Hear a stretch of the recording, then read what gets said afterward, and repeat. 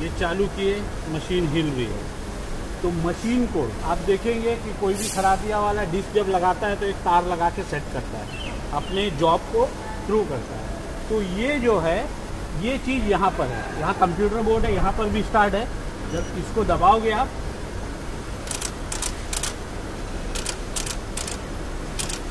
यहाँ पर सोलोनाइट है, मैग्नेट है, सेंसर है।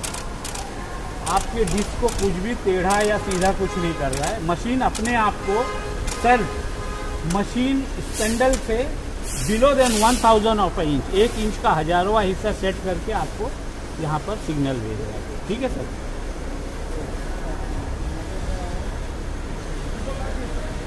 ये हल्का हिल रहा है, वो एडेप्टर का है। ठीक है। अगर किसी में